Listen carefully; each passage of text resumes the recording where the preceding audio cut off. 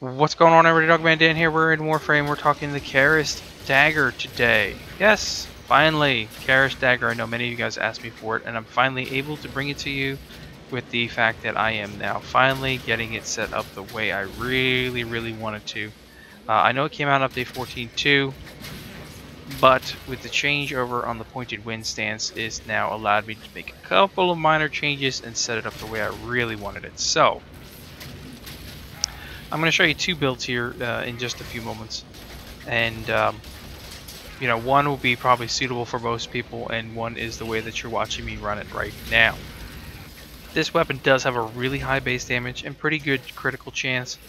It does deal toxin damage, so it's an elemental weapon, so you do not have room, or it's not gonna matter if you put impact, slash, or puncture mods on. They're just gonna be useless for this weapon, so you can use straight damage mods or of course element mods.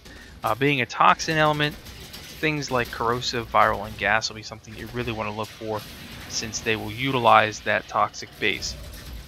On the ground slam, which you will notice in here, the ground slam will not knock down enemies, and that can be a disadvantage, so you need to be prepared for that if that is the case, but it will do 100% toxin status effect or proccing on that ground slam.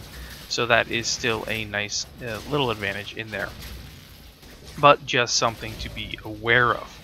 So with that said, let's go over to the actual build, and I'll show you how I have this thing set up. Alright, so I got two builds in here. One is for everybody that likes to have the speed. The other one is the way you were watching me actually do this in the beginning of the video.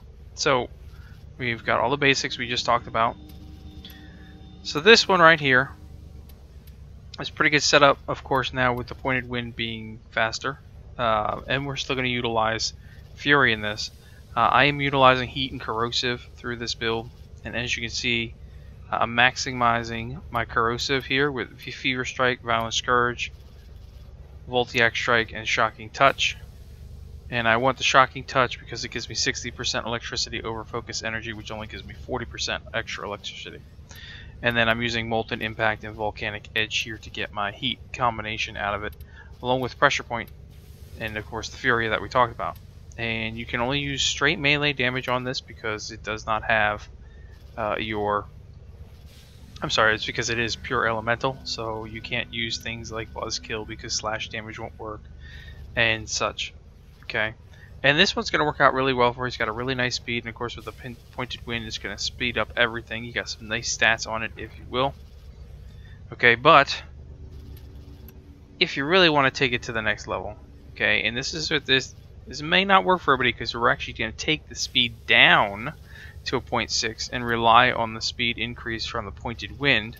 But as you can see, we're going to really significantly increase off of that one that we just had by simply replacing the Fury with a Spoiled Strike and getting an extra 100% base damage. So now we're going to bring up our heat to 240, our corrosive to almost 600, our wall attack is 2500, spin attack 1700, almost 1800, as you can see here. So this is the way that I'm running it.